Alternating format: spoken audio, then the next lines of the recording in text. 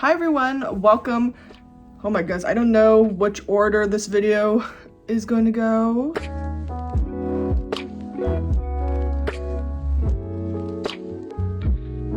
Hi, just quickly popping on here to let you know that there's going to be huge spoilers for the book and the movie.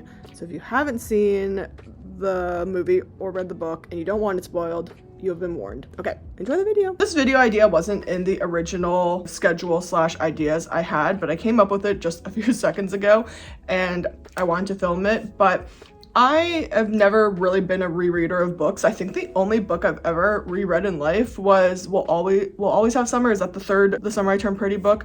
I read those way back in middle school and then became a really big fan of the show. And then when the new season came out this summer, I wanted to read the third book because I needed to know what was going to happen.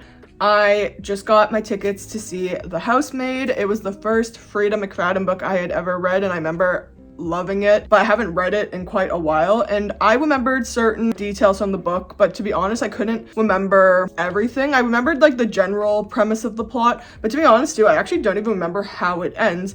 So I'm going to the movie on Christmas Eve day, and I know I have a lot on my TBR for December, but I was like, maybe I should reread it just so I can appreciate the movie more and remember all the little details. So I started reading it this morning. I'm on page 101, and it's so interesting rereading it now. This is the same thing for when I was reading We'll Always Have Summer. Upon rereading it, I was picturing like the belly from the show, like Lola Tongue, and I was picturing like all of the characters as who they are in the show. And rereading The Housemaid now, I'm picturing like Amanda Seyfried and like Sydney Sweeney and the man they casted for Android, who I don't know who that is. I'm not familiar with him, but it's so interesting rereading it now because I'm picturing them as characters.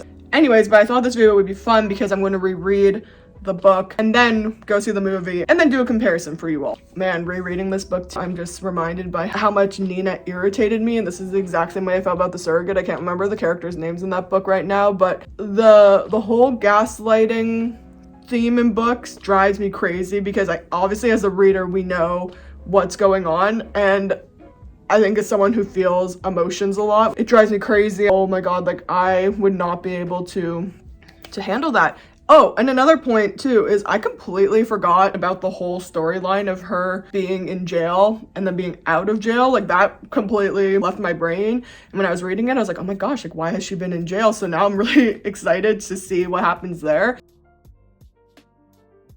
Okay, so it's been a few days since I've seen The Housemaid. I realized that I haven't filmed the second part to this video.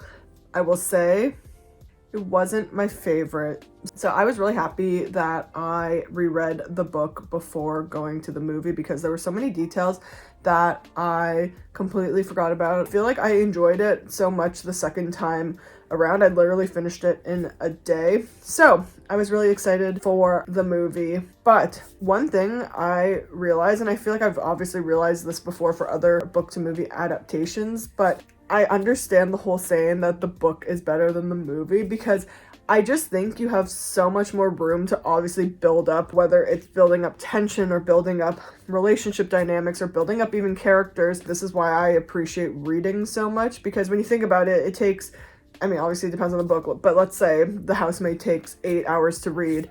If you're trying to cut down an 8-hour book into a 2-hour movie, you are obviously going to be cutting out a lot of things. So my first kind of issue, the best way I can describe it is without having the use of inner monologues. Like I know sometimes in movies, like for instance in The Housemaid, they did this in a couple of areas where it was like that inner monologue being narrated out loud, but they weren't speaking it. That I feel like is so helpful to have. And I feel like because they didn't do that throughout like the whole movie, there was a lot of scenes that were either like shortened down or were kind of squished together. So one of my biggest things that I noticed was I feel like the first, I don't know, let's say 40% of the book was really squished down into the first like 20 minutes of the movie, and I felt like it just felt really rushed. The pacing of the movie also in general felt a little bit rushed to me. Okay, so starting from the beginning, I don't know if this is going to come across, I don't know how this is going to come across, but I think this movie would have been a perfect movie just to come to Netflix or streaming. and not a theater movie personally. I think the casting was pretty good. Sydney Sweeney I think did okay. She wasn't the standout for me, but I also think Millie was kind of not a bland character, but she gave me more kind of ordinary vibes, and I feel like Sydney Sweeney did a good job at just kind of being an ordinary girl. I did not really like personally her acting when she was in the attic at first. I don't know if it was just the script, but I feel like she said the name Andrew way too many times and it was starting to make me kind of cringe a bit. And then Amanda Seyfried, I think she actually did pretty good. I remember when the cast was announced and Amanda Seyfried was announced, I wasn't 100% sure how I felt about that because I felt like she didn't really fit Nina's description, but I think she was the scene stealer of this movie. Actually though, she's kind of tied with the actor that played Andrew. I don't know his name, but I actually think he was casted really well for the part, and I think he brought a lot of good acting. It did okay at sticking to the book. I might just be a little picky though, because as someone who really loves movies, I'm expecting things to really line up with the book. But as I was watching this movie, I started to kind of realize that I think these kind of books, you can't put in everything. So obviously they kind of have to pick and choose what scenes they're going to put in and like where they're going to put their focus on. But I feel like there was things left out from the book that wasn't like major, but I was kind of looking forward to. For instance, the whole peanut butter situation in the book, I was actually really hoping to see a scene of that. I just thought it was so chaotic in the book. But they didn't really, they didn't add that scene at all in it.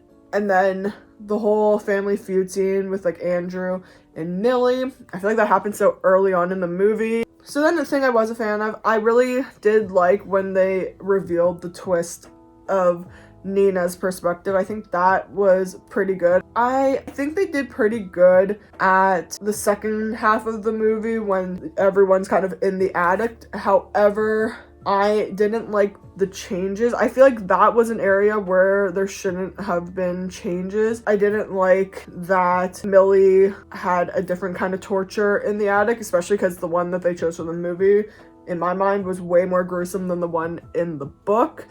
And then I also didn't really love the differences between Andrew's time in the attic. I feel like having Nina open the door and then kind of that whole situation happened in the movie didn't feel true to the book. I was kind of waiting for a really crusty, dusty Andrew because, you know, in the book he's just dehydrated and I'm pretty sure he pulls out more teeth in the book. Not that I really wanted to see that personally, but I just feel like pulling out one tooth and then kind of running out of the room and chasing them felt a little comical in a sense. I don't know. I don't like when books change things near the ending.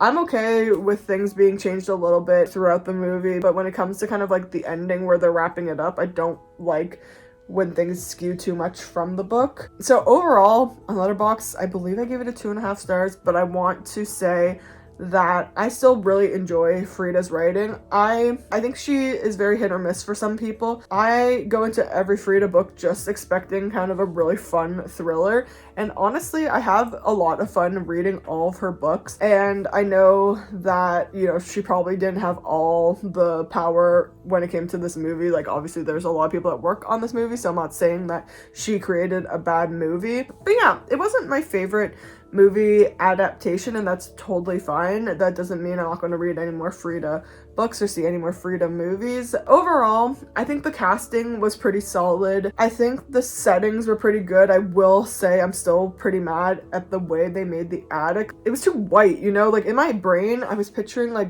wood panels, dark and ooky spooky, and it almost just looked kind of Airbnb-ish to me. I thought the hallway leading up to the attic was actually perfect, and then the room itself fell really flat. The story, I think, stayed somewhat true to the book, but I wouldn't say it was a perfect adaptation in terms of replicating the book, but it is what it is. I didn't like how Enzo didn't have as much of a storyline in the movie. I feel like they kind of butchered his characters. I feel like Cecilia's moments were also kind of shined down, whereas in the book there was a lot more involved with her, and I feel like she was kind of a very, very secondary character. I was expecting it to be a little more jump scary, I do pretty bad when it comes to thrillers in movie form, like horror movies or thrillers. Jump scares, I do really bad at. So I was kind of expecting that going into The Housemaid, and honestly, it wasn't that bad. And there was a couple of gruesome scenes in there. But overall, if you get easily scared in movies, I think this one was pretty easy to manage, which I was a little surprised by, because throughout the book, I feel like the book is just so unhinged and chaotic and a little more thrillery, but the movie didn't feel as intense at times. So yeah, overall, I gave it a 2.5 stars on Letterboxd, but I still think you should go watch it if you're a fan of the book. And book reviews, movie reviews are always going to be subjective, and like I mentioned earlier, this is not going to stop me from reading future Freida McFadden books. I honestly really, if anything, this movie kind of taught me that I love Freida's writing in her books, and you know, I might just not be a fan of the way her books get adapted into movies. I heard The Teacher got picked up for a movie or show, which is interesting. And I just saw a post today, which I don't remember if I saw it on Freida's story or someone else's story. If it was on someone else's, I don't know if it's legit. But Never Lie also got picked up, and I think Never Lie would be a great movie if done right. So we will see how that goes. I hope you liked my little breakdown of book versus movie and kind of my thoughts.